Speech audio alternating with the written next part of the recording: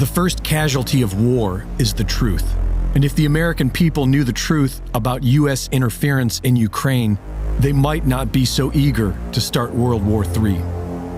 During World War II, Western Ukraine sided with the Nazis. After the war, the CIA helped Ukrainian Nazis evade the Nuremberg trials and began operating with them within the Ukraine.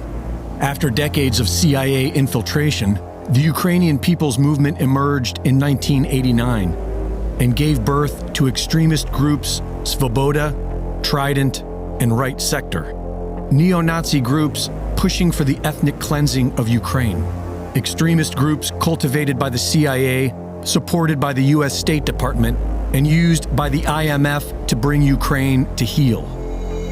When Yanukovych beat NATO-backed Yushchenko in the 2010 elections, his government was being pressured into signing an EU association agreement by the International Monetary Fund in their typical conquer-by-debt offer that would financially ruin the Ukraine and place them at the mercy of the World Bank.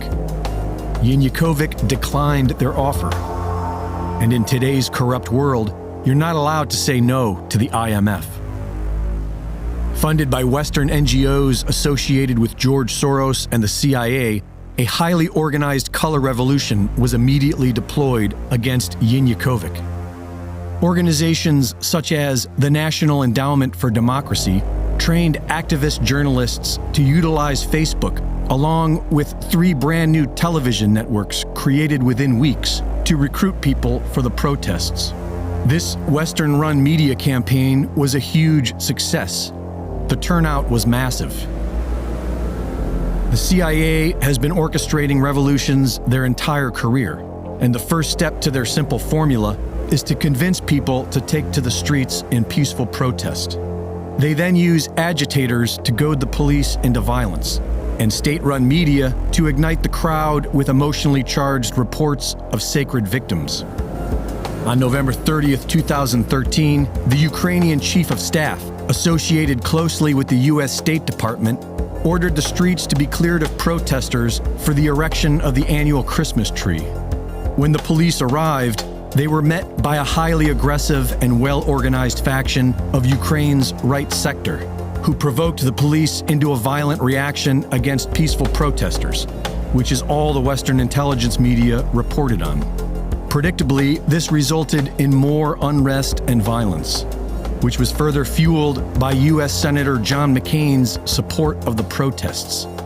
Leaked phone calls reveal that the U.S. State Department was orchestrating this coup d'etat from within the U.S. Embassy, with support from Vice President Joe Biden. On February 20th, unidentified snipers, firing from government buildings occupied by the protesters, began firing into the crowd, killing people on all sides. Yanukovych's home and offices were taken by armed mobs, and a new government was put into place with a neo-Nazi element that went on to accept the IMF's spurious loan offer and began murdering the Russian-speaking population of Ukraine in Donbass. As a result of this Western-created quagmire, 96% of the people in Crimea voted in favor of joining Russia. And while the nation celebrated, Western media reported that they were invaded by Russia. Their proof? A Russian military presence which has existed there since 1804. Supporting a criminal war against Russia does not make you a patriot. It makes you a useful idiot of the globalist banking cartel, the very same entities waging war on all of humanity with vaccine passports and experimental jabs. A righteous patriot would call out his government for war crimes.